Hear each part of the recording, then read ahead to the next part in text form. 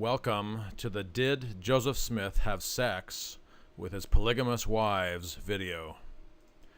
We will be hearing from several of Joseph's polygamous wives regarding this matter. So after Joseph Smith admitted that he was practicing polygamy, he came out with a scripture, D&C 132, verses 61 through 63, and he outlined the purpose for polygamy. And the purpose of polygamy was to multiply and replenish the earth, that is, to have children. So let's read this passage. As pertaining to the law of the priesthood, if any man espouse a virgin, so marry a virgin, and desire to espouse another, marry another one, and the first give her consent, so the first wife has to give her consent, and if he espouse the second, and they are virgins, and have vowed to no other man, then is he justified. He cannot commit adultery, for they are given unto him. And if he have 10 virgins given unto him by this law, he cannot commit adultery, because I guess he's saying they're married. Therefore is he justified. But if one or either of the 10 virgins, after she is espoused, after she's married, if she shall then be with another man, she has committed adultery. So the women are not allowed to have more than one man. Just the men are allowed to have more than one woman. So she has committed adultery, and she shall be destroyed. So that's a severe punishment. For they are given unto him, that is, the wives are given unto him, to multiply and replenish the earth. So there you have the purpose for polygamy. Multiply and replenish the earth. And in order to do that, you have to have sex with them, obviously. So he's basically admitting that he had sex with his polygamous wives. Okay, so to multiply and replenish the earth according to my commandment, and for their exaltation in the eternal worlds, that they may bear the souls of men. Again, to have children, bear the souls of men. And in order to do that, you have to have sex. For herein is the work of my Father continued, that he may be glorified. Again, D&C 132, verses 61 through 63. Okay, we have Helen Mar Kimball. This picture here is a little girl portraying Helen Mar Kimball in an interview. They were kind of pretending to be Joseph Smith's polygamous wives. Okay, so let's read this. It says, I heard Helen, who was a 14-year-old wife of Joseph. Yeah, she was only 14. I heard her say to her mother, I will never be sealed to my father, meaning as a wife. And I would never have been sealed or married to Joseph, that's Joseph Smith, had I known it was anything more than ceremony. So she thought maybe it was just going to be a ceremony and not really live as husband and wife and therefore not have sex. At least that's one pretty easy way you could interpret that. Okay, I was young and they deceived me by saying the salvation of our whole family depended on it. This is in the narrative of some of the proceedings of the Mormons by Catherine Lewis, 1848. Quoting what Helen said. Okay, here's some more information from Why We Practice Plural Marriage, which was a book by Helen Mar Kimball in 1884. She, Helen, understood that polygamy was established by the prophet Joseph Smith, and all who have entered into it in righteousness have done so for the purpose of raising a righteous seed. So just like in the D&C scripture, Helen understood the purpose to be of raising a righteous seed, which basically means having children, and in order to do that, you have to have sex. All right, Sylvia Sessions. This is in an affidavit in 1915 by Josephine R. Fisher. That's her daughter. So let's read this statement. Just prior to my mother, Sylvia's death in 1882, she called me, Josephine, to her bedside and told me that her days were about numbered. And before she passed away from mortality, she desired to tell me something which she had kept as an entire secret from me and from all others, but which she now desired to communicate to me. She then told me that I was the daughter of the prophet Joseph Smith. All right, so that kind of is indicative that Sylvia and Joseph were having sex. Otherwise, she never would have thought that Josephine could be the daughter of Joseph Smith. However, DNA evidence later on did reveal that Josephine was not the daughter of Joseph Smith. Okay, we have a statement here from Joseph Smith III. That is one of the sons of Emma and Joseph. He became the president of the Reorganized Church. And this is regarding Eliza R. Snow, one of Joseph Smith and Brigham Young's plural wives. And Joseph Smith III said to LDS Stake President Angus Cannon, quote, "I am informed that Eliza Snow was a virgin at the time of her death," to which Cannon replied, quote, "Brother Heber C. Kimball, I am informed.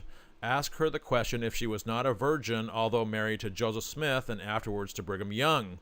When she replied in a private gathering, quote, "I thought you knew Joseph Smith better than that," end quote. Angus Cannon, statement of an interview with Joseph Smith III in 1905. Okay, we have Melissa Lott here in a deposition in the Temple Lott transcript, August 4th, 1893.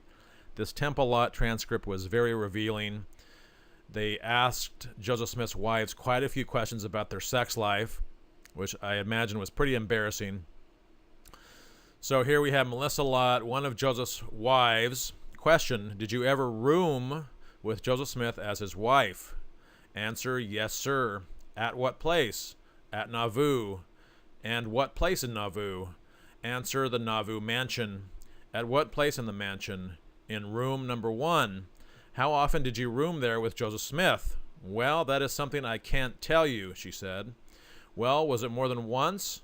Answer, yes, sir, and more than twice.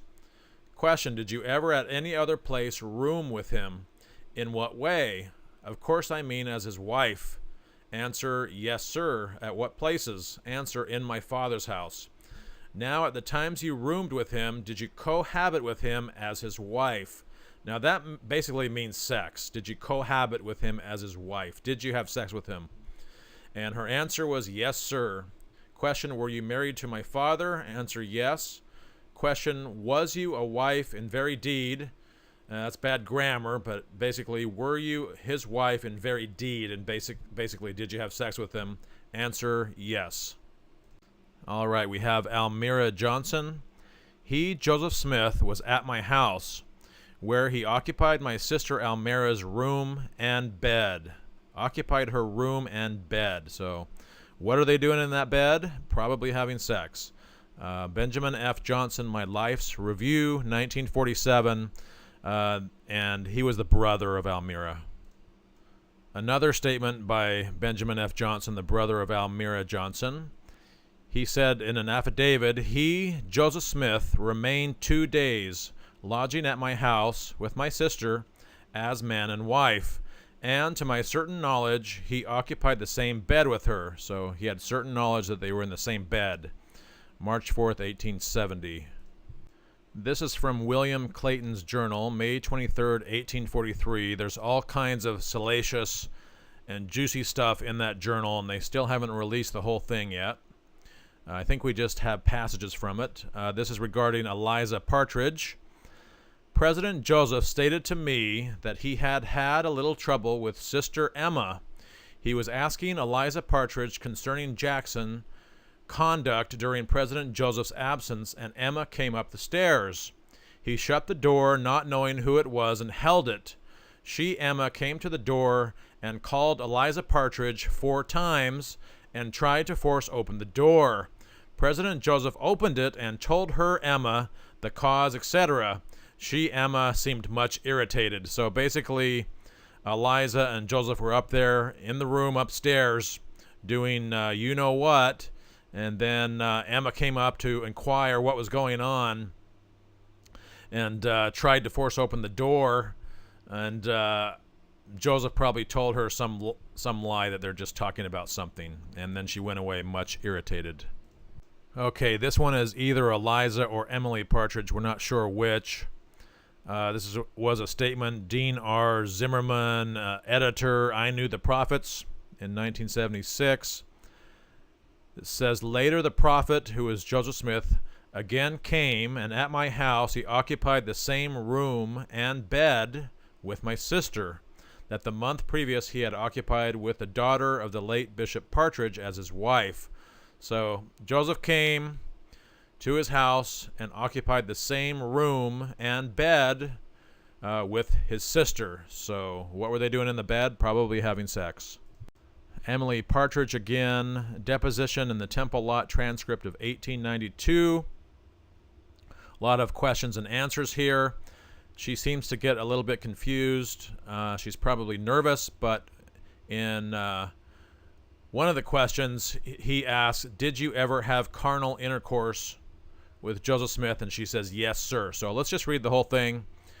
Question, well, had you slept with him, Joseph Smith? Answer, yes, sir. Had you slept with him before the 4th of March, 1843? That was their marriage date. So before they were married, and she answers, no, sir. Question, did you ever live with Joseph Smith after you were married to him, after that first night that you roomed together? Answer, no, sir. Emma knew that we were married to him, but she never allowed us to live with him. So Emma didn't want them in the house with her and Joseph. Question, do you make the declaration now that you ever roomed with him at any time? Answer, yes, sir. Do you make the declaration that you ever slept with him in the same bed? Answer, yes, sir. How many nights? Answer, 1. Question, only one night? Answer, yes, sir. Then you only slept with him in the same bed one night? Answer, no, sir. So she seems to get a little bit confused. Question, did you ever have carnal intercourse with Joseph Smith? Answer, yes, sir. How many nights? Well, answer, I could not tell you. Question, do you make the declaration that you ever slept with him but one night? Answer, yes, sir. So again, she seems to be getting kind of confused.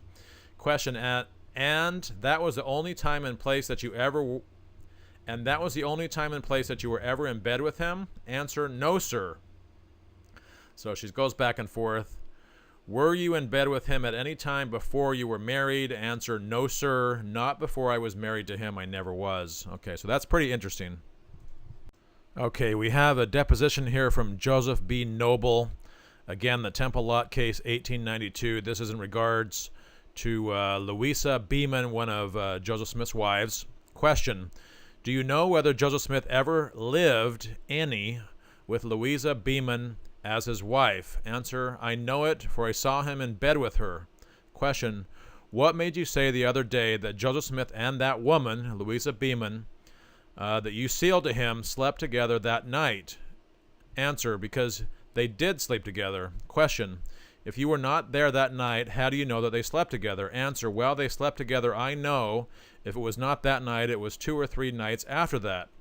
Question, where did they sleep together? Answer, right straight across the river at my house they slept together. Question, did he sleep with her the first night after the ceremony was performed? Answer, he did. Question, now you say that he did sleep with her. Answer, I do. Question, how do you know that he did? Answer, well, I was there. Okay, again about Louisa Beeman. This is Benjamin Winchester in a testimony to Joseph Smith III, 1900. Question, were you personally acquainted with any of Joseph Smith's wives? Answer, yes, but especially with Louisa Beeman from a girl. About the year 1843, Joseph Smith took rooms for her in my father's house, and Smith came to see her about once a week. Did they sleep together? Answer, yes, they did. Question, was there only one bed in the room? Answer, yes, just one bed. Okay, we have Lucy Walker here. This is D.H. Morris in an untitled typed statement in 1930. I married Joseph Smith as a plural wife and lived and cohabited with him as such. Cohabited is another word for sex. Okay, Maria and Sarah Lawrence. Lucy Walker, who lived with the Smith family for several years, said of the Partridge and Lawrence sisters that Smith associated with them as wives within the meaning of all the word implies. So that's implying sex. Andrew Jensen, Plural Marriage, Historical Record, July 1887. The picture above here is when Joseph Smith Jr. on May 26, 1844, denied committing adultery and denied polygamy. Later on, we know and have found out that he had between 30 and 40 wives, our best estimates. And even the Mormon Church admits it now in their Plural Marriage in Kirtland and Nauvoo LDS Gospel Topics essay. So you can read that whole thing if you want on here. Okay, we have Maria Lawrence, William Law, who was in the first presidency and then kind of got kicked out and then wrote the Nauvoo Expositor, kind of revealing Joseph Smith's secrets about polygamy and about the Council of 50 and wanting to take over the entire world as king of the earth. William Law charged Joseph Smith in a Carthage court case on May 24th, 1844, of living with Maria Lawrence, quote, in an open state of adultery, end quote. People versus Joseph Smith, May 24th, 1844, Circuit Court Record. And you can read this poster up here above where the Apostle Orson Hyde said that we shall have all the women and they will have none. And that is kind of what happens when you practice polygamy. Okay, Sarah Ann Whitney. Joseph Smith Jr. wrote a letter to her and her parents, basically asking if Sarah could come on over and be his wife and do you know what. And Joseph Smith said in the letter, my feelings are so strong for you. The time of my absence from you seems so long and dreary. I have a room entirely by myself. That's interesting. The whole matter can be attended to with the most perfect safety. The only thing to be careful of is to find out when Emma comes. Then you cannot be safe, because Emma was kind of a holy terror. She would buzz around and get really mad at Joseph and all of his extra wives. So don't come if Emma's around, but when she is not here, there is the most perfect safety. Joseph Smith Jr. in a letter to Newell K. Whitney and Elizabeth Ann Whitney, the parents of Sarah Ann, on August 18th, 1842. Okay, Olive Frost. During the afternoon, I called on Aunt Lizzie.